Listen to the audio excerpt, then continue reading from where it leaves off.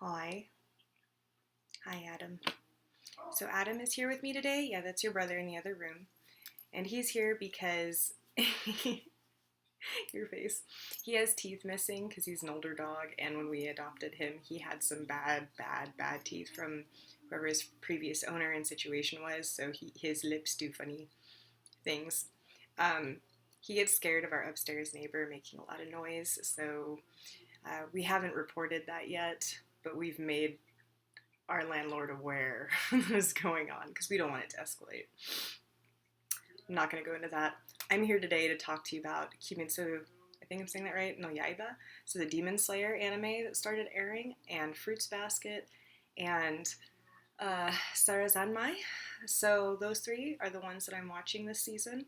Fruits Basket, like I said in a previous video for this season, I loved the original, and I kind of felt like hell froze over when I saw that it was going to be adapted again, and that made me super excited. So I was like, okay, cool. And in fact, in this case, it's gonna follow the manga all the way to the end, supposedly. So I'm just like, oh my gosh. So yeah, Fruits Basket is a shoujo anime, and like I said in the previous entry, it's considered a kind of landmark moment in that genre, as far as this is what a shoujo can be, or maybe even should be, right? And I think a lot of people, from what I've seen in the comments, are shocked because it's arguably a reverse harem anime, and I think a lot of times people think of those as being trash, and they forget that in the 90s and early 2000s there were some ones that were really good, and Fruits Basket was definitely one of those. So go ahead and watch that if you're into drama and romance and just, I don't know, anything shoujo. And honestly, if you're into shoujo, I'd be completely shocked if you've never heard of Fruits Basket before. I don't think it's impossible, but I'd still be pretty shocked. So I'm watching Fruits Basket. I'm really pleased with how they've done it so far. It does kind of feel like I'm watching just updated versions of the earlier episodes, and I'm interested to see how that may change as the story gets farther along. Demon Slayer, on the other hand, I haven't read the manga, but the art style, I love the art style so much, and when I saw UFO Table was going to be doing that series, I was like, oh, good, finally, yeah, because they did, UFO Table also worked on Tokenrambu Katsugeki, so one of the non, not Hanamaru, but Katsugeki, which is not the slice of life Tokenrambu stuff. That one's Hanamaru slice of life. Katsugeki is one that UFO Table did, which is an adaptation of that game with all the personified swords and weapons and all that from Japan's history. Okay, so I'm kind of debatably trash and am into that, and watched both Hanamaru season 1 and 2 and Katsugeki. And Katsugeki had really cool sword fights, so I was really looking forward to Demon Slayer sword fights, and this latest episode has proved to me that yes, the action is going to be good. It's going to be great quality because it has been, and I was like, oh my gosh, all right. So I'm all excited. I'm like, oh wow, what is this story gonna do next? So then there's a lot of drama, and they cover so much ground in every single episode. It's really a thrill to be able to watch any show nowadays, or movie, or just like anything, any visual media, or even written, okay, so even a book, anything that knows how to manage its time properly. And I know that that's a very subjective thing because people can have different preferences as to how quickly or slowly they feel each part of a story or each scene, or all that stuff, how that works together as a whole. But I definitely feel like there are moments where you can tell that it's really disjointed, or hey, that was a total waste of an episode. And no, I don't feel like there are any wasted moments in this show at all, and that's just beautiful. And what I love even more is it's just, they use the silence. Again, I'm a big fan of knowing when to place your strategic silent scenes or moments within a scene to make something more powerful. this show does that. And again, the sword fight, it was good. And the end of the episode, I had like questions. I'm like, I don't want to spoil it, but I had questions about the latest episode because I was kind of like, okay, was this a thing that happened or not? So I guess we'll find out in the next episode. And the other one that I'm watching is, I think I'm remembering this properly. If I'm not, forgive me. Sarazanmai with the kappas. I had not laughed.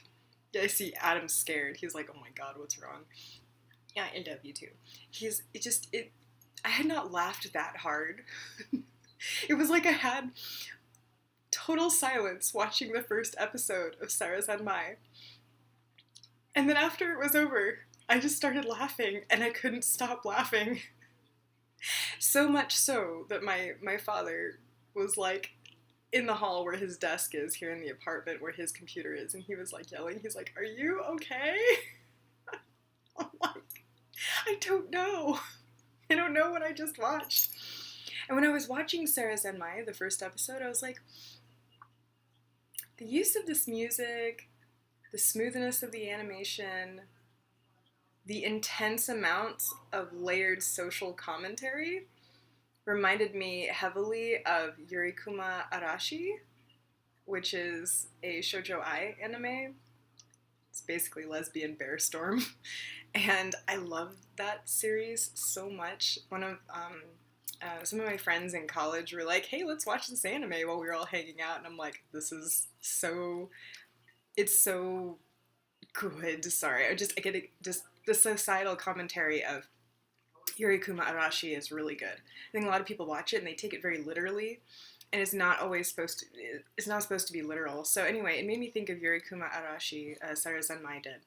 And then also I had like flashbacks to when I was a preteen, almost teenager, so like a teenager, and was the first time I ever saw furikuri, which is not furikuri, but it did bring me back to that moment of feeling that dumbfounded watching an anime. And I hadn't felt that in so many years.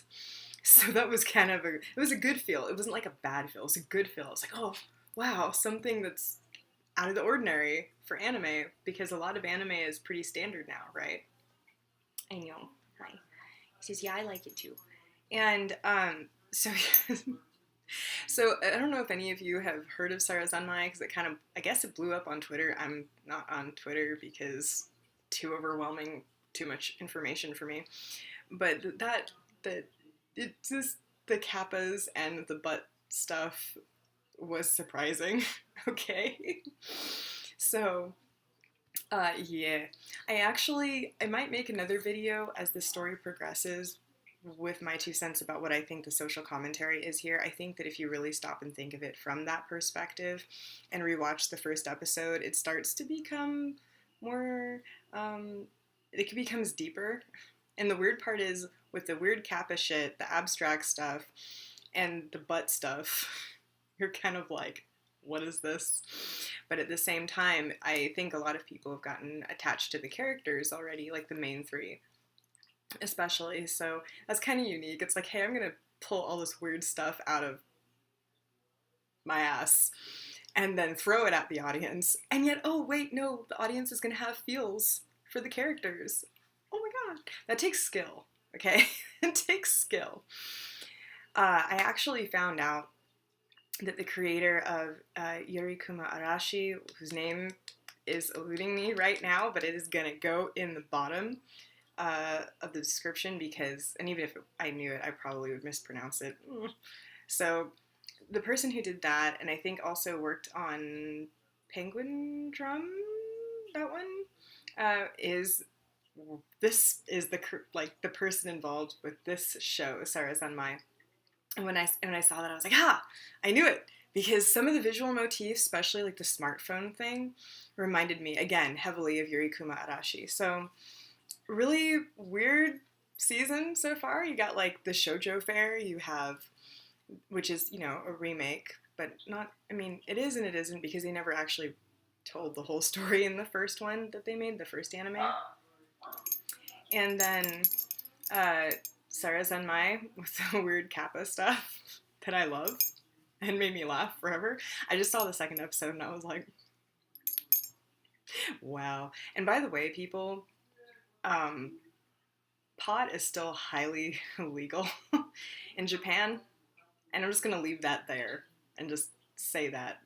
And all of you who haven't seen that yet are gonna be like, "What are you talking about?" And I'll just be like, I was actually surprised because there's not a lot of drug-related content always in anime.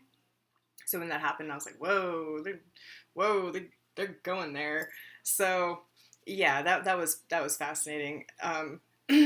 And then Demon Slayer Kimetsu no Yaiba was really has been really cool to watch. Yeah, I get kind of mixed feelings when people are like, a real man does this, but I also am like, hey, it's a historical.